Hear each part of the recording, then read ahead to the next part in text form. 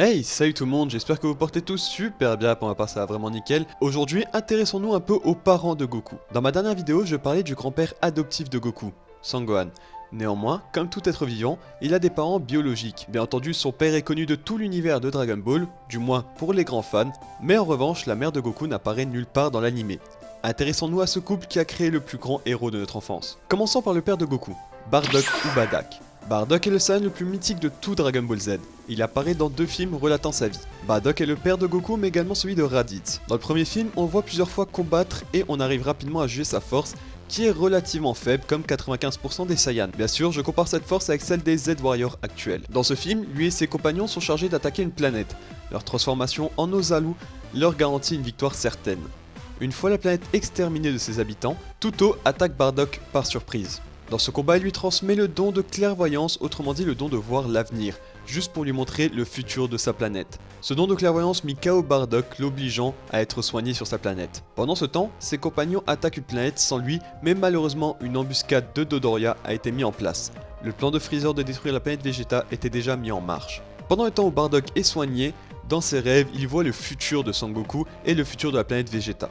Il arrive donc sur la planète où ses compagnons ont été vaincus et il arrive à vaincre les sbires de Freezer sauf Dodoria qui le mit entre la vie et la mort. Une fois remis de ses émotions, il prit la décision de tout faire pour empêcher Freezer de détruire la planète. Seul problème, c'est que aucun Saiyan ne le crut quand il dit que Freezer veut détruire la planète Vegeta.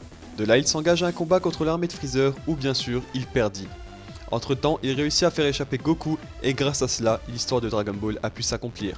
Maintenant voilà pourquoi je considère Bardock comme le Saiyan ultime. La première fois qu'on entend parler de la légende du Super Saiyajin, Vegeta raconte alors que c'était il y a 1000 ans. Dans le deuxième film, nous revoyons Bardock mais cette fois-ci sur une autre planète. En réalité, il a juste fait un bond dans le passé. Sur cette planète, Bardock va se lier d'affection pour les villageois, mais les villageois sont menacés par l'ancêtre de Freezer. Sur un coup de rage, Bardock devient le premier Super Saiyajin de l'histoire et démonte l'ancêtre de Freezer. Et c'est comme ça que Freezer a pris la légende d'un Saiyan aux cheveux blonds. Malheureusement ce n'est pas un épisode officiel mais putain comment c'est classe. Passons maintenant à ce qui est le plus important de cette vidéo, la maman de Goku, Guinée. Nous avons très peu d'informations sur elle, elle apparaît uniquement sur un épisode qui se nomme Dragon Ball Minus.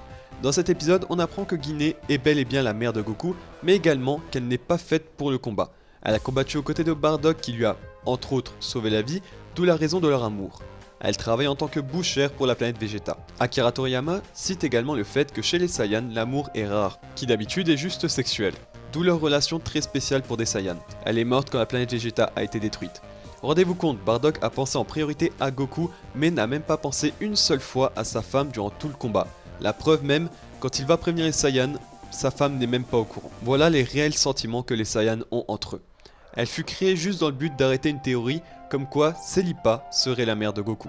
Donc voilà les gens, j'espère que cette vidéo vous aura plu, c'était une vidéo un peu pour parler des parents de Goku, des parents que l'on voit très peu dans l'anime ou même dans le manga ou dans n'importe quoi, très peu de fois cités et surtout quasiment inconnus pour ceux dont Dragon Ball n'est pas très familier. J'espère qu'en tout cas cette vidéo vous aura plu, n'oubliez pas de vous abonner si cette vidéo vous plaît, et je vous dis à la prochaine les gars, à la prochaine, bye bye, ciao tout le monde. A eu ce nom et qui ne se nomme plus Kakaroto ou Kakarot, ça dépend des versions. C'est également grâce à lui que tout Dragon Ball a commencé, en élevant Goku comme son enfant et en l'entraînant aux arts martiaux. Surtout grâce à la boule à 4 étoiles que possédait son grand-père qui a permis la rencontre de Goku avec Bulma. Malheureusement son grand-père étant mort avant cette rencontre d'un accident mettant en scène Goku en